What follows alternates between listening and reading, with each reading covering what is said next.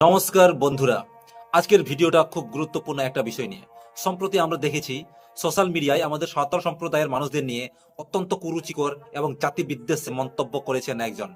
তিনি আমাদের খাদ্যাভ্যাস নিয়ে অপমান করেছেন এবং ভাগাড়ে চলে যাওয়ার মতো চরম অপমানজনক কথা বলেছেন।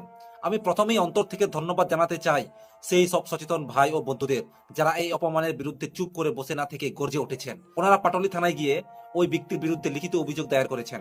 এটা শুধু একটা অভিযোগ নয়, বরং অন্যায়ের বিরুদ্ধে রুখে দাঁড়ানোর একটা দৃষ্টান্ত উদাহরণ।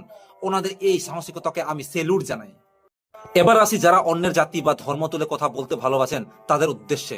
মনে রাখবেন, ভারত একটি ধর্মনিরপেক্ষ এবং গণতান্ত্রিক দেশ।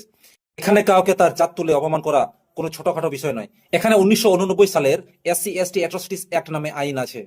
তপশিলি জাতি বা উপজাতি সম্প্রদায়ের কোনো মানুষকে প্রকাশ্যে বা সোশ্যাল মিডিয়ায় অপমান করলে এই আইনের অধীনে জামিন অযোগ্য ধারায় মামলা হতে পারে। এই অপরাধের শাস্তি হিসেবে 6 মাস থেকে 5 বছর পর্যন্ত জেল এবং জরিমানা হতে পারে। ঘৃণা ছড়ানো বা হেড স্পিচ ছড়ানো এবং সাম্প্রদায়িক সম্প্রীতি নষ্ট করার অপরাধে ভারতীয় আইন অত্যন্ত কঠোর। ফেসবুক বা ইউটিউব মানেই যা খুশি বলার লাইসেন্স নয়।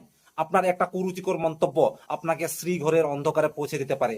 আমরা সবাই সমান, কারো খাদ্যাভ্যাস বা সংস্কৃতি আলাদা হতে পারে, কিন্তু সেটা নিয়ে উপহাস করার অধিকার কারোর নেই। অরুণ নস্করের বিরুদ্ধে যে আইনি প্রক্রিয়া শুরু হয়েছে, আশা করি তা সবার জন্য একটা শিক্ষা হয়ে থাকবে। ভবিষ্যতে যেন কেউ আমাদের জাতি বা আত্মসম্মানে আঘাত করার সাহস না পায়। আসুন আমরা মিলেমিশে থাকি এবং একে অপরের সংস্কৃতিকে সম্মান করি। আবারও ধন্যবাদ সেই সমস্ত লড়াকু বন্ধুদের যারা আমাদের সম্মান রক্ষায় থানায় গিয়ে আইনি লড়াই শুরু করেছেন। ধন্যবাদ। জোহার।